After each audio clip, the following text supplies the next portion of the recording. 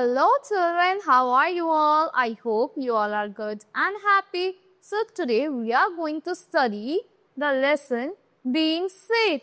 How to be safe in the schools, home. How you should not glide on the railings. You should not do slipping on the floors. You should not walk on the wet floor. So let's begin. Here, let us begin. Read these classroom rules. Do you follow them? यहाँ पे कुछ classroom rules है, क्या आप उनको follow करते हो? The very first is keep classrooms neat and clean. आपको अपने classrooms को neat and clean रखना चाहिए. Do not walk over wet floor. आपको wet floor पे walk नहीं करना चाहिए. Don't sit on slide of the handrail. आपको स्लाइड्स पे नहीं बैठना चाहिए जो हैंडरेल होती है उन पे. Know all emergency exit point. आपको सारे इमरजेंसी एग्जिट पॉइंट पता होने चाहिए. Stand in the line and never push someone. आपको लाइन में स्टैंड होना चाहिए और किसी को पुश नहीं करना चाहिए. Never bully others and don't let anyone bully you. और कभी आपको किसी को बुली नहीं करना चाहिए और कोई आपको बुली करे वो भी नहीं करने देना चाहिए. So here in this chapter, we are going to study about the safety rules at home, outside our home, on the playground. Be careful with strangers and first aid. So let's move further. Now, we must learn to look after ourselves and others. हमें अपना ध्यान रखना और दूसरों का ध्यान रखना आना चाहिए. Let us learn some safety rules so that we do not hurt others. So, like at home, falls can be painful. जब आप गिर जाते हैं बहुत ज़्यादा painful होते हैं. So it is important to keep your things out of the way to avoid tripping. तो आपको चीज़ों को उनकी जगह पे रखना चाहिए जिससे आप उनमें trip ना करो, फिसलो ना उन पे. Do not climb onto chairs. आपको chairs पे climb नहीं करना चाहिए. Stools पे या फिर ladders पे climb नहीं करना चाहिए. To reach things and avoid leaning out of window or over balcony and roof walls. आपको कभी chairs पे, stools पे, ladders पे climb करके मतलब रूफ वॉल्स पे नहीं जाना चाहिए, बैल्कनी पे या फिर विंडो सीलिंग्स पे ऐसे लीन डाउन नहीं करना चाहिए विंडोज पे. Never play in these areas if the wall और रेलिंग इज लो. जहाँ पे वॉल और रेलिंग लो है वहाँ पे आपको नहीं खेलना चाहिए. Be careful in the kitchen. आपको किचन में केयरफुल रहना चाहिए. Never play with sharp object like knives and avoid touching the stove और oven as they can be hot. आपको कभी भी शार्प ऑब्जेक्ट से को टच नहीं करना चाहिए. कभी नाइफ्स को या स्टोव को, ओवन को टच नहीं करना चाहिए, वो गर्म भी हो सकते हैं. Do not play with fire. आपको फायर से नहीं खेलना चाहिए. नेवर टच स्विचेस, प्लग्स और वायर्स. आपको कभी भी स्विचेस, प्लग्स और वायर्स को भी टच नहीं करना चाहिए. You can get an electric shock. आपको एक इलेक्ट्रिक शॉक लग सकता है. That is very painful and very harmful also. So here check point. Take the correct actions. Running on the stairs, no. Put the things at the proper places, yes. Play with sharp objects, no. Put your fingers in electric sockets, no. Always listen to your elders and follow safety rules, yes. You should listen to your elders and follow the safety rules. Now let's move to the next page. Here is the info zone. There are different traffic lights for cars and for people. Different traffic lights होते हैं cars और people के लिए. Cars के लिए, bikes के लिए होती है और ये पीपल जो वॉक कर रहे होते हैं. So traffic light for car, bikes and so on is stop for red, wait for yellow, go green for go. Here stop for this, red, green for walk. Now learn the full names of your parents. So learn your full names of your parents. Learn your address. आपको अपना घर का address learn करना है. Your house number, name, street name, the name of your area. आपके area का नाम, आपकी कॉलोनी का name and the name of your city. Learn the name of your school. आपको अपने स्कूल का नाम भी पता होना चाहिए.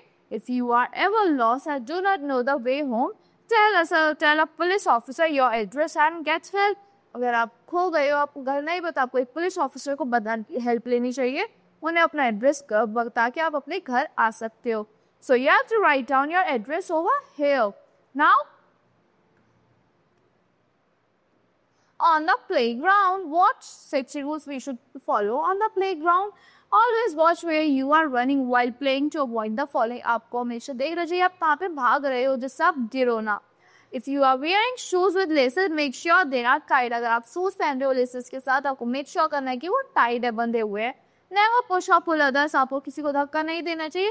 And do not throw things at them. आपको उन पे चीजें नहीं फेंकनी चाहिए. And they are not looking. Wait your turn on swings and slides. अब जब वो आपको उनकी अपनी वेट करना चाहिए अपनी टर्न का जब वो स्लाइड्स पे. And never play on them if they are broken. और अगर स्विंग्स वगैरह टूटे हुए तो आपको स्लाइड्स पे नहीं खेलना चाहिए अगर वो ब्रोकन है तो. Now let's move to the next page. Here, be careful with strangers. आपको ध्यान रखना चाहिए strangers से. आपको अननोन से बात नहीं करनी चाहिए. A stranger is a person you don't know. Stranger कौन होता है? वो होता है जिसको आप नहीं जानते. Sometimes strangers might try to steal from us or harm us. कभी-कभी strangers हमसे कुछ चुराने की कोशिश कर सकते हैं और हमें harm करने की. At home, never open the door to someone you don't recognize. अगर आप घर पे हो आपको उनके लिए डोर नहीं खोलना चाहिए जिसको आप नहीं जानते, जिसको आप नहीं पहचानते. And do not talk to strangers on the phone. आपको strangers से फोन पे बात नहीं करनी चाहिए. Always ask a grown up for help. आपको हमेशा किसी elder से help लेनी चाहिए. When you are outside, never accept gifts or go anywhere with strangers unless your parents give you the permission to do so. जब आप बाहर हो आपको किसी अननोन से गिफ्ट्स स्ट्रेंजर से गिफ्ट्स नहीं लेने चाहिए जब तक आपके उनके साथ नहीं जाना चाहिए जब तक आपके पेरेंट्स परमिशन ना दे दे. वो आपको किडनैप भी कर सकते हैं. So here now let's talk about first aid. First aid is the first help given to a sick or an injured person before the arrival of the doctor. First aid of क्या होती है जो first help दी जाती है किसी injured person को doctor के आने से पहले. We learn the following tips of a good first aid. So क्या फॉलोइंग टिप्स है अच्छी फर्स्ट एड की? First, do not allow people to crowd around the injured person. कभी भी भीड़ नहीं लगानी चाहिए किसी इंजर्ड पर्सन के पास. Make the injured person sit और लाई डाउन. कोई इंजर्ड पर्सन उसे बिठाओ या फिर उसे लिटा दो. Clean the wound with an antiseptic lotion. उसकी वाउंड को आपको चोट को किससे क्लीन करना है? एक एंटीसेप्टिक लोशन से. टाई अ क्लीन हैंकी और बैंडेज ओवर इट. एक क्लीन हैंकी और बैंडेज टाई कर सकते हो. Call a doctor if needed. आप डॉक्टर को भी बुला सकते हो अगर डॉक्टर की नीड है. So here name this first aid thing. This is the thermometer, this is the bandage, this is the glove, and these are scissors. So now what is good touch and what is bad touch? The touch that makes you feel good, which makes you feel happy, that is the good touch. The touch that makes you feel bad and improper, that is the bad touch. So a good touch is a way for people to show that they care for each other and help each other. Good touch जो होता है जो help मतलब एक touch होता है जिससे आपको हेल्पफुल फील होता है, जो कोई किसी की केयर करता है या हेल्प करता है. Like hugging, holding hands, changing a baby's diaper are examples of good touch. Now bad touch क्या होता है? A bad touch is a kind of touch which we do not like and want it to stop right away. जो हमें बिल्कुल पसंद नहीं आता और उसे तो स्टॉप कर देता है तुरंत. So hitting, kicking and touching private parts of the body are examples of bad touch. जो hit होता है, kicking होता है, touching होता है, private parts आपकी body के, वो क्या होता है? आपके bad touch होता है. In case of a bad touch, you must say no and immediately tell your parents or teachers. अगर आपको bad touch feel हो रहा है, आपको अपने parents को तुरंत बताना चाहिए और no बोल देना चाहिए उनसे जो आपको touch कर रहा है तुरंत, और अपने parents को बताना चाहिए और अपने teachers को बताना चाहिए. So here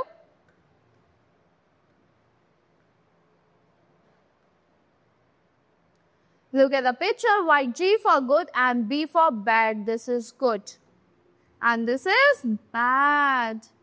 So that's all for this lesson. I hope you like the explanation of this lesson. If you feel any bad touch, you should immediately call to the police or you can tell your parents or your teacher. So see you in the next class.